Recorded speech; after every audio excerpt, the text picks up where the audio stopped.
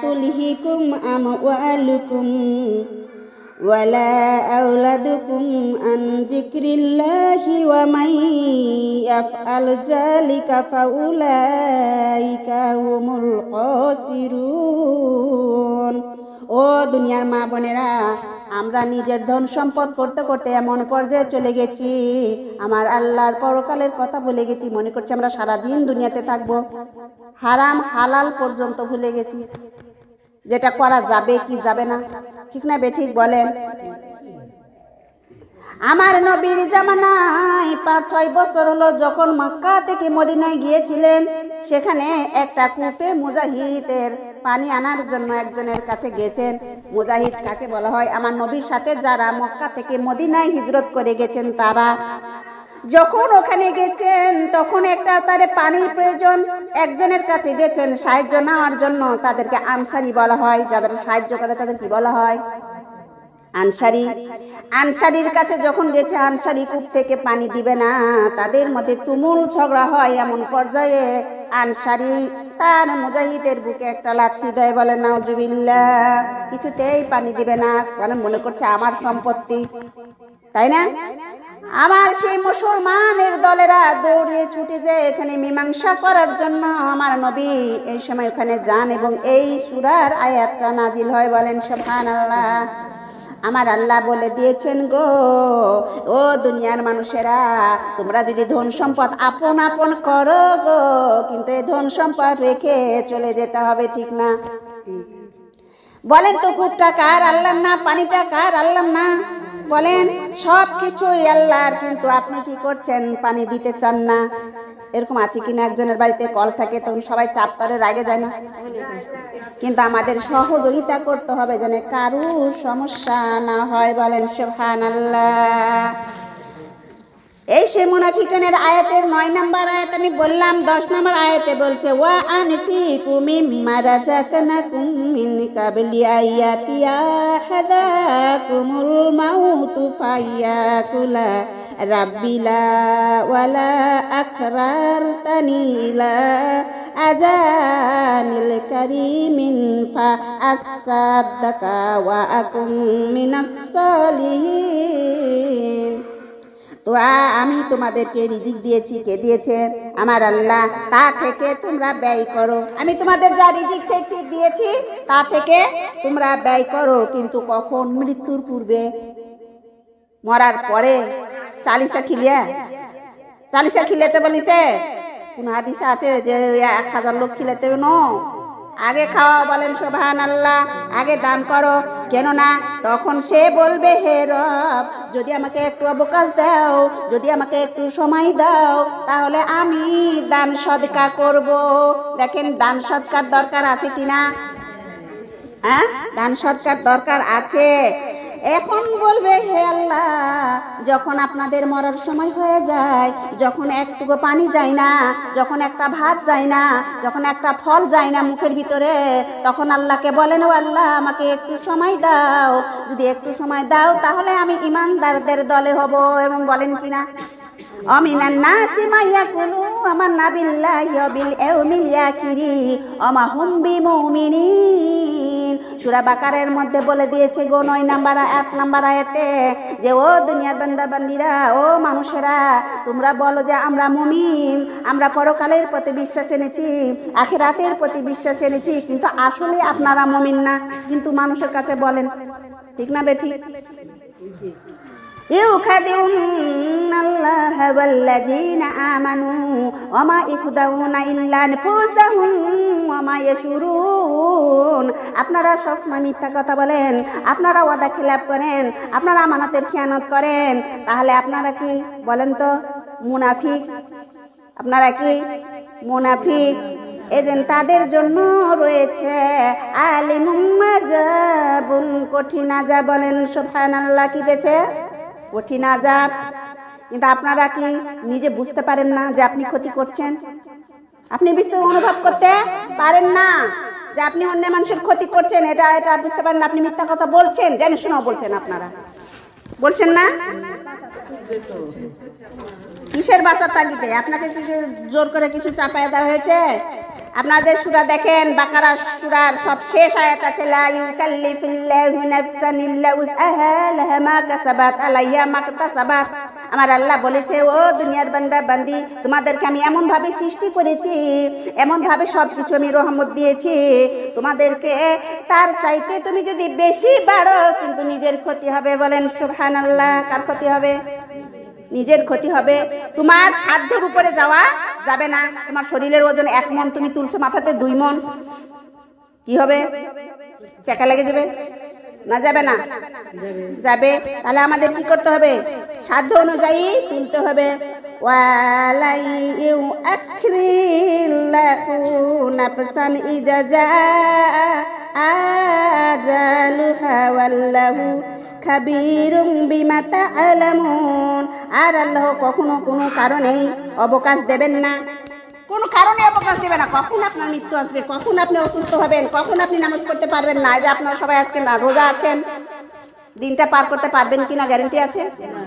আপনি অসুস্থ হয়ে যেতেন, পেটের পীড়া বাঁচতে পারে, আপনার রোজা নাও থাকতে পারতে পারেন, এমন পরিস্থিতি দেখতে পারে কিনা? হ্যাঁ বলেন, আপনি রোজা আছেনই, শেষ করবেন, আর কোনো গ্যারান্টি আছে? অনেকে বলে পেটে বাচ্চা ঢুকছে, বের হবেই, কিন্তু বেরটা কিভাবে হবে? মরাও বের হতে পারে, কেটেও বের করতে পারে, অ্যাবনর্মাল হতে পারে, পারে না? আল্লাহর কাছে কি করতে হবে? চাইতে হবে। বলেন সুবহানাল্লাহ। এই যে দেখেন, যখন খুবই মারামারি শুরু হয়ে গেল, এই সময় আল্লাহ তাআলা আয়াত নাজিল করে বললেন, মীমাংসা করে দিলেন যে এই পৃথিবীতে যা কিছু আছে সব কিছু আমরা ভাগ বন্টন করে ভোগ করব, আর আমরা পাশাপাশি কি করব? মানুষের সহযোগিতা করব। বলেন সুবহানাল্লাহ। মুরগিটা বের করে দেন। আচ্ছা আপনারা বলেন তো, এই রোজার মাসটা সবচেয়ে মূল্যবান কেন? কেন রমজান মাস কেন মূল্যবান? দেখেন, এটা কি মাস? রমজান মাস। রমজান মাসের কেন মূল্য বেশি? কারণ এই মাসে কোরআন নাজিল হয়েছে। খুব মনোযোগ সহকারে শুনেন। এই রমজান মাস আমার আল্লাহ তাআলার কাছে সবচেয়ে সুন্দর মাস, সবচেয়ে প্রিয় মাস। কারণ এই মাসের 27 তারিখে লাইলাতুল কদরের রাত্রিতে কোরআন নাজিল হয়েছে। বলেন সুবহানাল্লাহ। আমার নবীর সবচেয়ে মূল্য বেশি কেন? কারণ আমার নবীর উপরে কোরআন নাজিল হয়েছে, এই জন্য আমার নবী বিশ্ব নবী হয়েছে, ঠিক না? আমার নবী সাফাতের নবী হয়েছে, হয়নি কি? কারণ আমার নবীর উপরে এই সুন্দর কোরআন শরীফ নাজিল হয়েছে। বলেন সুবহানাল্লাহ। আরব দেশ সবচেয়ে মূল্যবান, কারণ আরব দেশের ভূমিতে এই কোরআন নাজিল হয়েছে। সবচেয়ে মূল্যবান আমার আল্লাহর কাছে সবচেয়ে মূল্যবান হচ্ছে আরবি ভাষা, তাই না? এই জন্য আরবি ভাষাতে কোরআন নাজিল করা হয়েছে। বলেন সুবহানাল্লাহ। তাহলে বলেন তো এই মাসটার কেন মূল্য? তাহলে আপনারা সবচেয়ে কোরআনকে মূল্য দিতে শিখেন, কোরআনের পথে চলেন, কোরআন পড়েন, জীবনে আল্লাহকে ভয় করেন, দেখবেন আমার আল্লাহ তাআলা আপনার জন্য জান্নাত বানায় রাখছে। বলেন সুবহানাল্লাহ। এই রমজান মাসের রোজা শুধু না খেয়ে থাকা নয় ও মা বোনেরা, এই মাসে আমাদের বেশি বেশি সব কিছুর দিকে খেয়াল রাখতে হবে। আমার চোখের রোজা, আমার মুখের রোজা, আমার কানের রোজা, আমার হাত পায়ের রোজা, আমার অন্তরের রোজা, আমার দিলের রোজা, আমার নফসের রোজা আছে কিনা? ও দরদি মা বোনেরা, আমরা ঘরের ভিতরে থাকি, একা থাকি, ঘরে ফ্রিজে পানি থাকে, কত খাবার থাকে, বাড়িতে কেউ থাকে না, তারপরও আমরা খাই না। আমার আল্লাহ বলে, ও দরদি, ও আমার দয়ার ফেরেশতারা, যাও দেখো দেখো আমার দরদের বান্দা বান্দিরা আমার নামে রোজা রেখেছে, আমাকে ভয় করেছে, গোপনেও দেখেন আমার বান্দা খাই না। বলেন সুবহানাল্লাহ। ইন্নাহু আলিমুম বিজাতি সুদূর। আমার আল্লাহ অন্তরের খবর রাখে কিনা? রাখে। আল্লাহ সব কিছু জানেন, গোপনেও জানেন, প্রকাশ্য জানেন। পানির মধ্যে যদি ডুব দিয়ে পানি খান, সেটাও আমার আল্লাহ দেখে কিনা? আমার আল্লাহ থাকে আরশে, 7 তাবাক আসমানের উপরে যে আরশ আছে সেখানে থাকেন। কিন্তু এই জমিনে যদি একটা পাতা খস করে গাছ থেকে পড়ে শব্দ করে, সেটারও খবর আমার আল্লাহ জানে কিনা? বলেন সুবহানাল্লাহ। একটা গরুর চাইতেও একটা পিঁপড়া ছোট যদি জমিনে পড়ে পিপাসার জন্য কান্দে, আমার আল্লাহ জানে কিনা? জানে। তাহলে আপনার অন্তরের খবর আল্লাহ জানে। তাহলে আমাদের সর্বপ্রথম গুরুত্বপূর্ণ কথা নিয়ত কি কবুল হয়, নিয়ত কবুল হয়। হ্যাঁ, সবসময় নিয়ত কবুল হবে দেখবেন। আপনি রোজা করছেন, নিয়ত করবেন। আপনি সকালে উঠে যখন ভোরে উঠবেন তখন আপনি মুখ দিয়ে কিছু দোয়া পাঠ করবেন, করেন না দোয়া পাঠ? বলেন, দোয়া পড়বেন, খাবেন, দোয়া পড়বেন, নামাজ পড়বেন, নিয়ত করবেন যে আমি এভাবে নামাজ পড়ব। অনেকে বলছে নিয়ত নাই, অবশ্যই নিয়ত করতে হবে। প্রত্যেকটা কাজ আপনি মনে মনে করেন আর প্রকাশ্যে করেন না, যেভাবে করেন নিয়ত করতে হবে। নিয়ত ছাড়া কোনো কাজ সফল করা যায় না। পরিকল্পনা, বাংলাতে হয় পরিকল্পনা, আরবিতে হয় নিয়ত। এই জন্য দেখেন আপনারা যখন গরু জবাই করেন, মুরগি জবাই করেন, হাঁস জবাই করেন, কি বলেন? বিসমিল্লাহ আল্লাহু আকবার। ওখানে কি বলেন যে উমুকের নামে বিসমিল্লাহ আল্লাহু আকবার বলে আমরা জবাই করি। আমার নিয়তটা কি আছে সেটা আল্লাহ ভালো জানে, কিন্তু আমি জবাই করার সময় বলতে হবে বিসমিল্লাহ আল্লাহু আকবার, তাই না? এই জন্য আমাদের খেয়াল করতে হবে, আমাদের নিয়তটা হতে হবে সঠিক। বলেন সুবহানাল্লাহ। নিয়তটা হতে হবে সঠিক, আমাদের মুনাফিকি হওয়া যাবে না। আমাদের দেখেন 60টা দোজক আছে। কয়টা দোজক? 60টা দোজক। 1 নাম্বার দোজকে কে যাবে জানেন? মুনাফিকি। মুনাফিকিদের স্বভাব কেমন জানেন? হ্যাঁ, তারা সবসময় মিথ্যা কথা বলে। 1 নাম্বার কথা, তারা সবসময় মিথ্যা কথা বলে। 2 নাম্বার কথা হলো তারা ওয়াদা খেলাপ করে, ওয়াদা দিয়ে ওয়াদা রাখে না। আর 3 নাম্বার কথা হলো আমানতের খেয়ানত করে। কি করে? আমানতের খেয়ানত করে। তারা সুযোগ সন্ধানী, তারা সবসময় সুযোগ নিতে থাকে, আর ওর কাছে যখন সুযোগ নিতে যাবেন সে দিবে না। তাহলে আমাদের কি করতে হবে?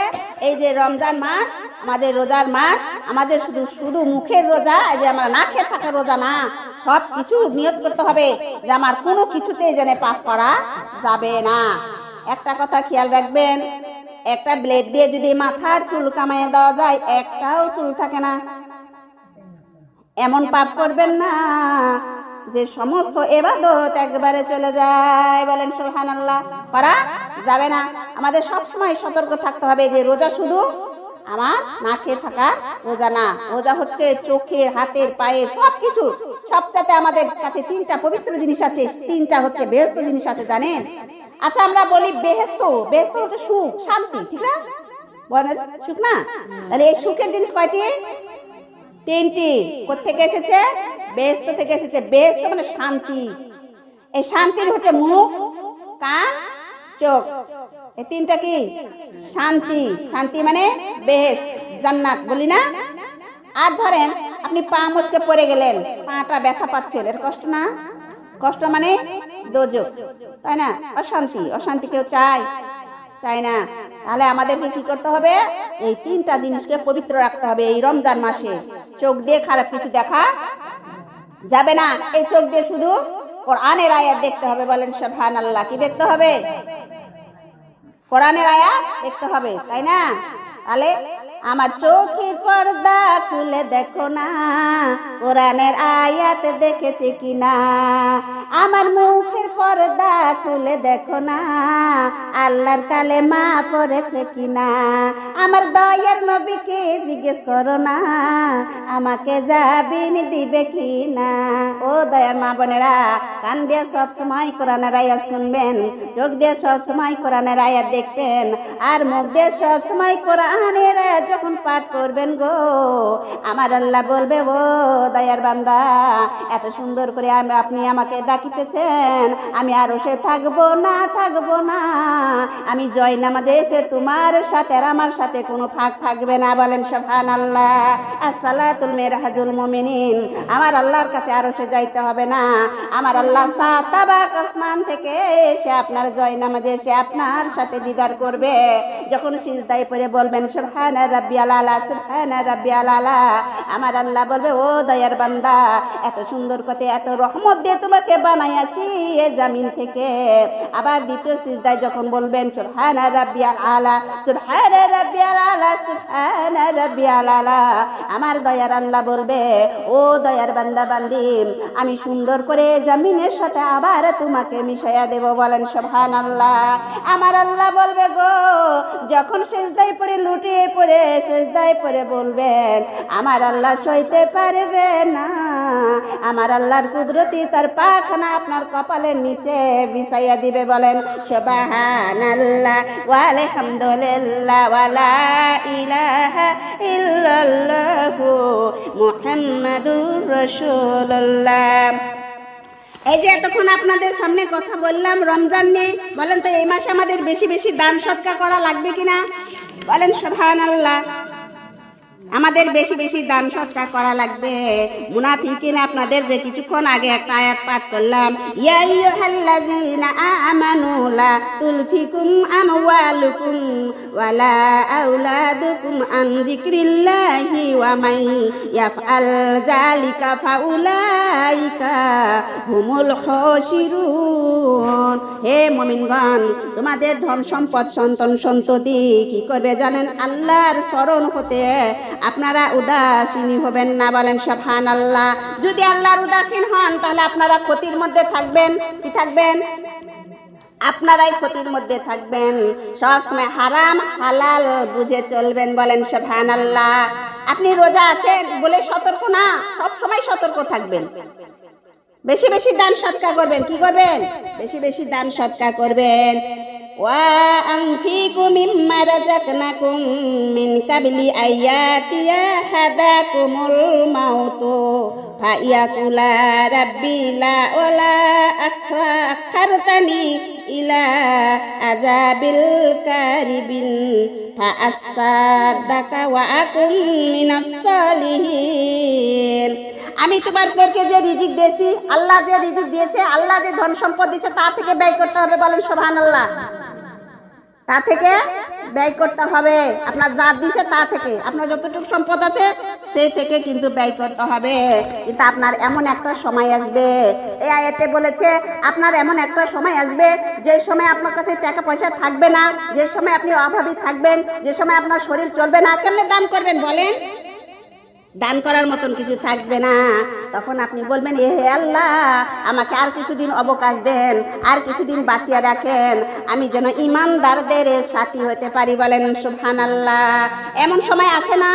দেখবেন আপনার খুব অসুস্থ, জীবন চলে না, তখন মনে হয় আমাকে যদি এখন কেউ সাহায্য করতো, কিন্তু সেই সময় মানুষ পাওয়া যায় না। তাহলে আমাদের সময় থাকতে কি করতে হবে? আল আসরে ইন্নাল ইনসানা লাফি খুসরিন।